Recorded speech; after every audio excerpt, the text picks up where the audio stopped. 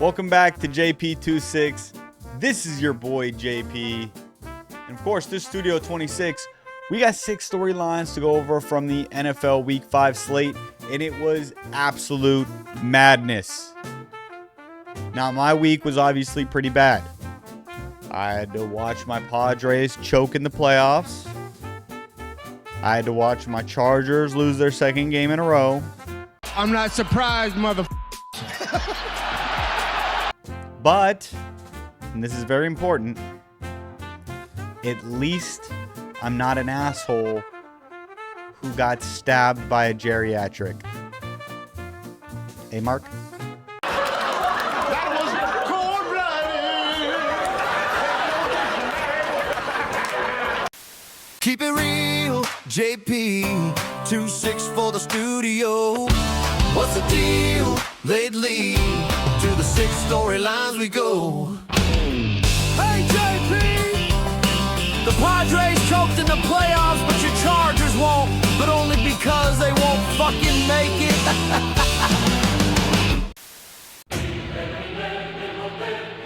Daniel Jones is seriously in the MVP conversation. I can't believe it. Are you serious? I'm dead serious. Again, and I've said this multiple times before, I keep waiting for the other shoe to drop on this guy and for him to return back to the Daniel Jones of old, and it's just not happening. Not today. The Colts might just be the most dangerous team in the AFC, and that's pretty crazy to say, but I would not have expected that going into this year, but it does seem to be the case. So we have to give a shout out to the Colts, maybe an apology to Shane Steichen, an apology to their front office, because I think, along with me, there was a lot of us who were pretty critical of the Colts and a lot of their moves that they've made over the last few years, namely bringing in Daniel Jones to try to revive the franchise. And we're all sitting there like, what is Daniel Jones going to do for you? Jones set to throw. He can run it. He can throw it. And diving in the end zone. Touchdown Colts. Michael Pittman.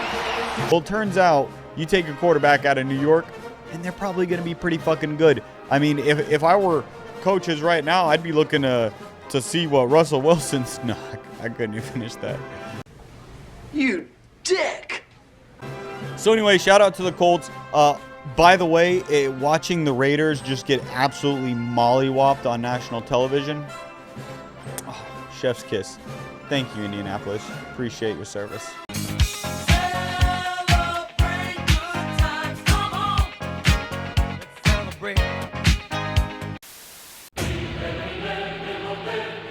Storyline number 5 is the New England Patriots, and specifically... Mayday! Mayday! Mayday! Mayday, what the hell is that? their young gunslinger Drake May. Pressure right at him. He gets rid of it, and it's caught. What a play to Diggs for the first down across the 40-yard line. Drake May, what a play. Wow. You have to be kidding me. Who was throwing some fucking wicked passes to the sideline. Going that way, pointing, throwing towards Diggs, who broke free, and he's got it at the 5. Buffalo brings a late blitz. May escapes, throws on the run again, sideline it is. He's at his best, and he was forced to do that. There it is. Patriots have all 3 timeouts. May firing sideline. It's caught right around the 40. And there's Keyshawn Boutte bringing it in. But more importantly, the national spotlight was on Drake May, and he delivered. And I think this is probably the first time that the general public is really getting to see Drake May. I feel like over the last few years, the Patriots really haven't had any primetime games because, you know, they stunk and all. It's the smell. If there is such a thing. I feel saturated by it. But I think moving forward, we will see Drake May and Mr. Cardi B on the national stage more. He's not fighting fair. Because the truth is, this is a good football team. And I thought they would be before the year started. Now, are they all the way there? Probably not, right? Like, they probably caught some breaks last night, and they probably overachieved, and the Bills probably underachieved, and all of those things. But the truth of the matter is the Patriots are good right now. So they are going to be a player moving forward the rest of this year. I'm super cereal. Especially when you look at the injuries that have riddled the rest of the AFC. They're going to be able to compete, and it obviously with the best teams in the AFC, as they showed going into Buffalo and winning that game. It was very impressive. Nice. Very impressed with what Mike Vrabel has done. The prodigal son returning, and he has delivered so far. I think if you ask most Patriots fans, they would say they feel pretty good about where the team's at. I think they felt pretty good about it before that game happened, and now they're feeling really good about it. So shout out to the Patriots, and especially shout out to this kid Drake May, because this was probably his coming out party to the national audience, that he is a really good quarterback and he is here to stay. So shout out. All right, I get it! He'll never be Brady, though. I'll tell you that, right? Storyline number 4 belongs to Baker Mayfield and the Tampa Bay Buccaneers. And first of all, before we even get into that, let me just say this uniform matchup between these two teams right here. Yeah. Fucking come anywhere I want. I'll fucking come on these walls. I'll come on the fucking cabinets, on the fucking furniture. I'll come everywhere. But that doesn't really have much to do with the actual storyline. The storyline today is about Baker Mayfield and these Tampa Bay Buccaneers out here doing work week in and week out. And they continue to prove why they're going to be a dangerous team. Why it is that the Browns gave up on Baker Mayfield, I will never understand. Some people are really fucking stupid. Maybe the stupidest move in NFL history. It is certainly possible. And the only reason it might not be is because the other stupid move they made, let's just say it didn't have a happy ending. Okay.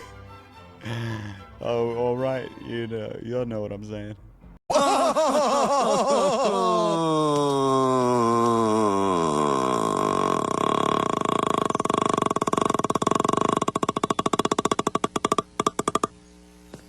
But they found themselves an absolute stud in this dude, Emeka Egbuka, and he continues to prove that shit every week. 3rd down, 15, Mayfield. Winds up, throws, caught, touchdown! Egbuka! They need the 46 of Seattle. 3rd and 13. Mayfield deep, and he's got Egbuka! He's got him! Caught inside the 5! I didn't know he'd be this good. I mean, this kid looks like a fucking bona fide superstar in the NFL. He really does. So, shout out to the Buccaneers. You obviously found yourself a stud.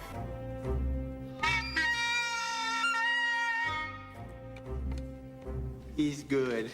Being able to go on the road in that environment in Seattle and take out the Seahawks. The back is White. Mayfield to the air. Worth the block.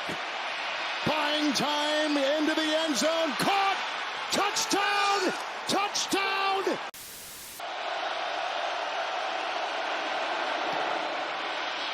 Got it!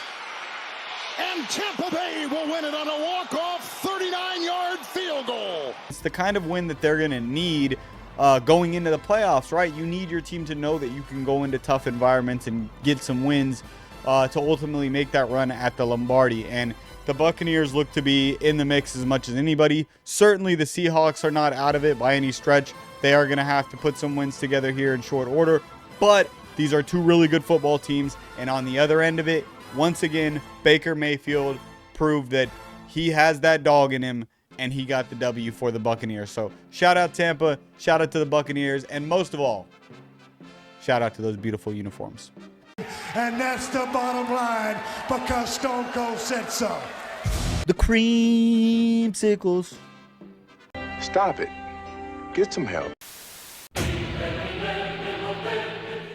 Storyline number 3 belongs to the referees. What did he say? Yeah, maybe this is only a big deal to me because I'm a Chargers fan, and I don't want the Broncos being able to pick up cheap wins. That's too damn bad. And that's exactly what happened, all right?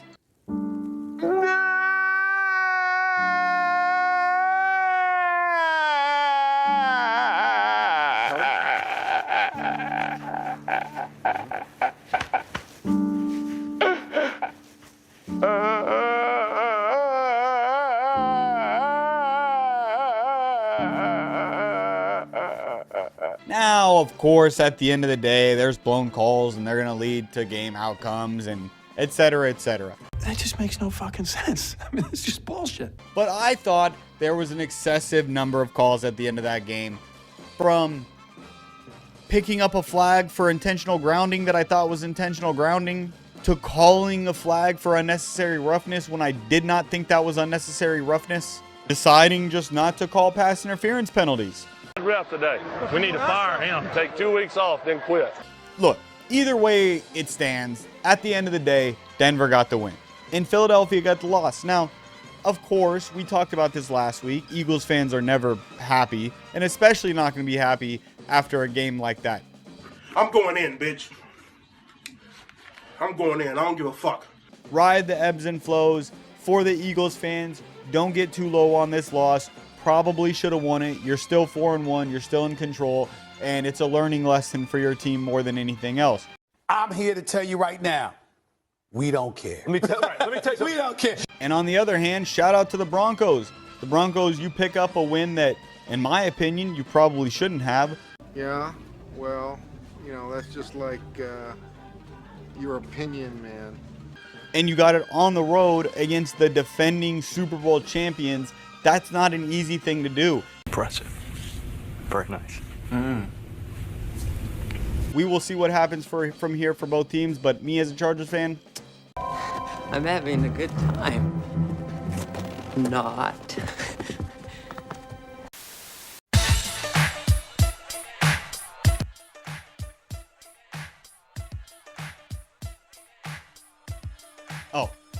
So anyway, Mac Jones returned to action and put out a gutsy performance. And shout out to not only Mac Jones, but the entire 49ers team, roster, front office, coaching. I'm telling you guys, I looked at this roster before the year started and it didn't look great to me.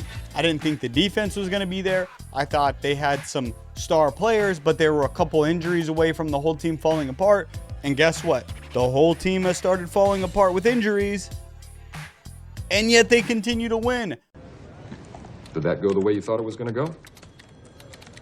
Nope.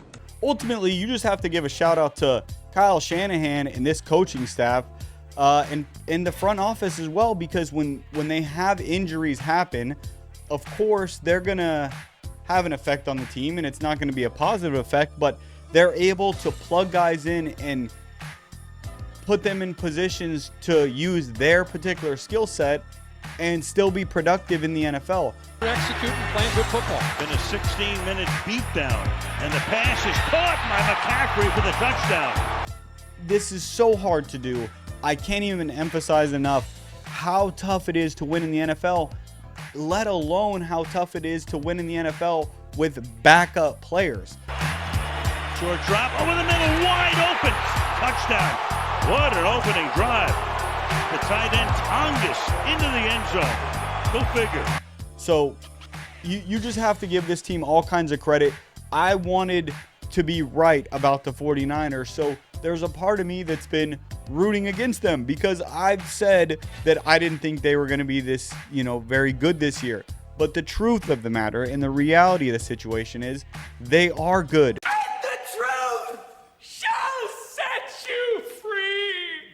And they continue to do it. So shout out to Mac Jones. Shout out to the 49ers going against a very game Los Angeles Rams team. A team that I expect to be there come playoff time. Was my foregone conclusion to win the NFC West. And I may have to rethink that because of what these 49ers continue to do. On the ground. Does he make it? It doesn't look like he didn't have the ball. Is out. When did it come out? The 49ers think they have stopped him short. They're already on the field. They're already celebrating.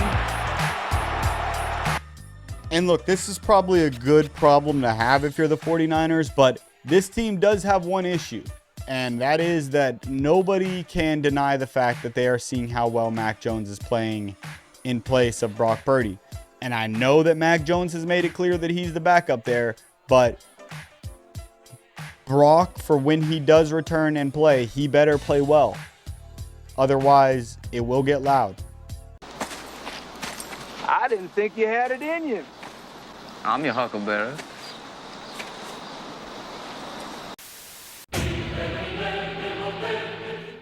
And finally, storyline number 1. I do apologize, Ravens fans, but you and I both know it's true. The Ravens are dead.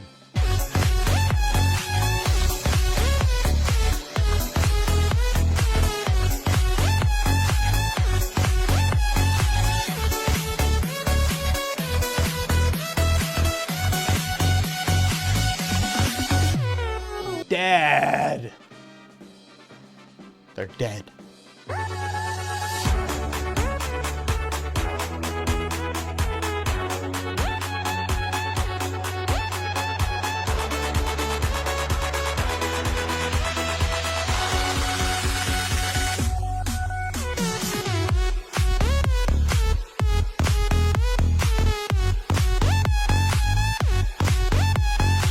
Now look, are they dead? Probably not. They still happen to play in a division with the Browns and a Joe Burrow-less Bengals team. You shut your mouth when you're talking to me.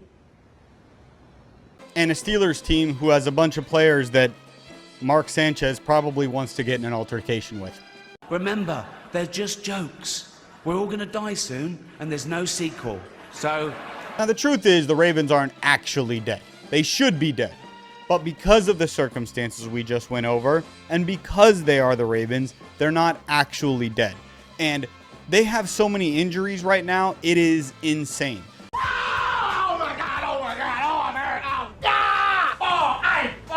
Oh, I'm hurt, oh my neck, my back, my neck and my back. The reality is they are very injured, and I don't know that they're going to be able to recover from those injuries in a soon enough time to be able to salvage their season. Now, they are still the favorites in their division because of the circumstances we went over earlier. But just because they are the favorites according to Vegas doesn't necessarily mean it's going to equate to that. Vegas thought they were going to be the team to run the table and get all the way to the Super Bowl this year, and certainly we can see that is not going to happen. And everybody out there can sit there and blame John Harbaugh, or they can blame the offense, or they can blame Cooper Rush even if they want to, even though I really haven't heard anybody doing that. But you can blame whoever you want. The reality is this defense is all-time horrible. Cannot play with them. Cannot win with them. Cannot coach with them. Can't do it. When I see the fact that they're 1-4 and that they're still favored per Vegas to win the division, fine. But how do they plan on cleaning up that defense? Because so far it hasn't seemed that they've solved anything at all on that defense. And even if Lamar Jackson comes back, you're probably not getting to the playoffs on a 1-4 team going 500 the rest of the year, which would probably be the case with the way that defense is playing. It's true. It's not true. By the way, speaking of dead, did you guys see what Poatan did to Ankalaev? Ooh-wee! When he's going forward, he's very difficult to deal with. Oh, right hand. Ankalaev immediately shoots. He hurt him bad. Deep goes in the distance. Oh, my goodness. Doing it.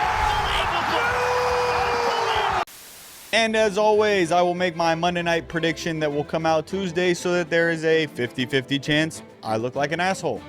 So as for the prediction, last I checked, the Chiefs were -3.5 point favorites going into Duval.